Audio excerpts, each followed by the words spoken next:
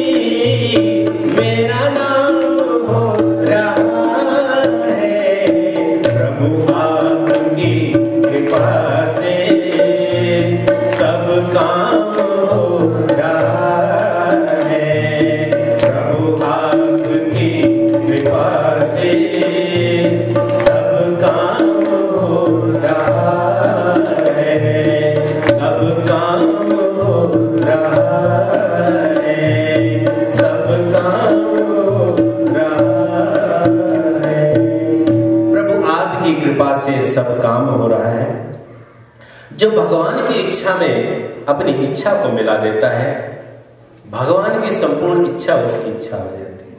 जो पत्नी अपने जीवन को अपने पति को समर्पित कर देती है, पति की सारी संपत्ति उसकी हो जाती है, सब कुछ उसका नाम उसको मिल जाता है, सब कुछ मिल जाता है। जिस तरह से पत्नी अपने पति को समर्पण करने के बाद, एक लड़की अपने पति को समर्पण करने के बाद उसका संपूर्ण घर का पूरी मालकिन बन जाती है, उसी तरह से एक भक्त अगर भगवान को अपने आप को समर्पित कर दे तो फिर भगवान और भक्त में कोई अंतर नहीं रह जाता।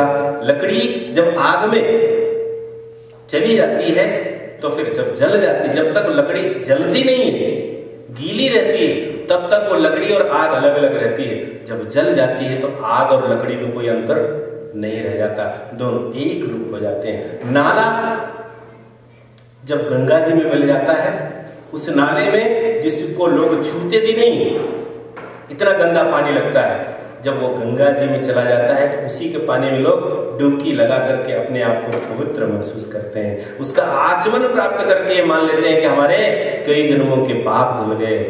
क्या हुआ? एक नाला ने अपने आप को आत्मसमर्पण कर दिया। ठीक उसी तरह से भक्त को अपने आप को भगवान के लिए समर्पण करना पड़ता है। परम पूज्य गुरुदेव ने कहा, बेटा हमने अपने जीवन को भगवान के लिए समर्पित कर दिया, जो कुछ तुम देखते हो हमें मिला है सिर्फ एक ही नतीजा है, कुछ नहीं है, हमने अपने आप को भगवान के लिए समर्पित कर दिया। हमारी बुद्धि भगवान को हमने समर्पित कर दी। हम ज्यादा पढ़े लिखे नहीं थे, 5वीं 8वीं क्लास पढ़े हुए थे, लेकिन हमारी बुद्धि इतनी बड़ी कि हमारी एक एक पुस्तक पे लोग रिसर्च करते हैं। कौन? मास्टर करने के बाद पीएचडी करते हैं, पीएचडी नहीं डिलीट करते हैं। एक बहन ने प्रज्ञा पुराण पे डिलीट की है। वो किसकी लिखी हुई प्रज्ञा पुराण है? जिसने 5वीं से लेकर 8वीं की पढ़ाई ऐसे की है, ज्यादा नहीं, 4 चौपड़ी गुजराती में कहते हैं, 8वीं की पढ़ाई की है, प्राइमरी कक्षा पास की है, संस्कृत उनके पिताजी सीखा था। ऐसे व्यक्ति की लिखी हुई पुस्तकें इतनी गहरी होती हैं कि उस पर रिसर्च की जाती है।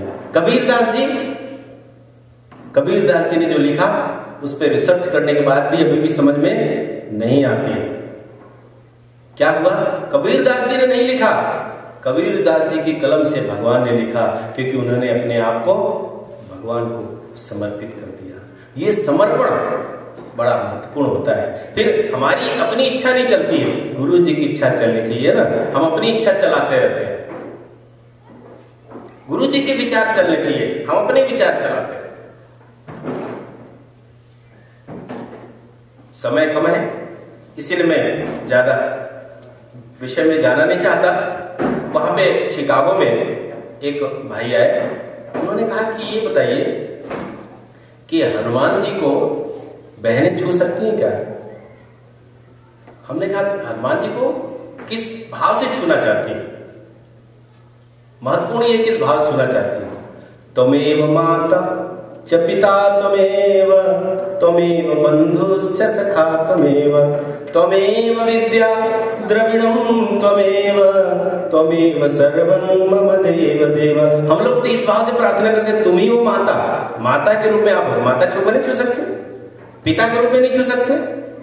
पिता के रूप में एक बेटी अपने बाप को नहीं छू सकता? हाँ छू सकता।